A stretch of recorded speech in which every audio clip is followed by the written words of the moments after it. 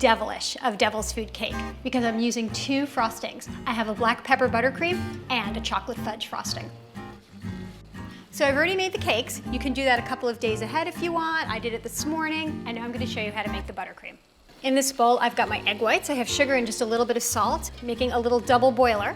What you want to do is cook the sugar directly into the egg whites. And the important thing is you want to whisk it constantly because you don't want the egg whites to cook.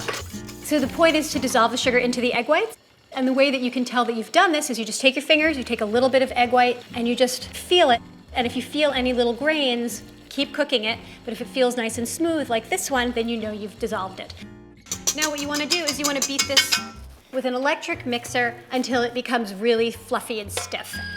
And you need to make sure that your egg whites are cooled, because if you put the butter into the hot egg whites, they're just going to melt and you are going to end up with a puddle and not a fluffy icing. You just want it to be very, very slightly lukewarm or the same temperature as your finger. That's fine too. And then turn the mixer on and add the butter a little bit at a time. Just give the sides a scrape. And now I'm just going to add my black pepper. These are the seeds that I've scraped out of a vanilla bean. You could also just use vanilla extract, but these have a lot more flavor, a lot more perfume. So what the black pepper does is it adds a slight bite, and it also makes it more interesting than your average vanilla buttercream. However, if you are worried about, say, small children not liking the black pepper, you can leave it out. And then this one's ready to go. Now I'm going to do the chocolate frosting. The chocolate fudge frosting is really a lot like making chocolate fudge, except even easier. So what I'm going to do first is, again, dissolve the sugar. That's just heavy cream, sugar.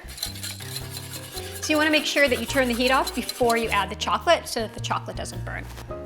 And then it's going to melt pretty immediately. Got vanilla extract, butter, and when this is perfectly smooth, you can transfer it into a bowl. And we're going to then beat it in an ice bath. This bowl fits nicely. Okay, so here's something. When you're doing this, you want to wear an apron. And then that's what it looks like when it's done. You can see that it's a little bit thicker, lighter, and it looks like frosting. The reason I cut my cake layers in half is that instead of a 3-layer cake, I wanted a 6-layer cake. That means there's more room for frosting. See all those little crumbs that are getting in there? People will think they're vanilla and pepper, so it won't even look messy. So this is really lopsided, which is the sign of a homemade cake. What I'm gonna do is I'm gonna build up a little bit extra frosting here, and then when I put the top layer on, it will just look amazing. Yeah, check it out. Now the chocolate frosting is gonna hide all sins. This one you have to be a little bit more careful with crumbs because they will show up. Not too bad in the end, right? Looks pretty good.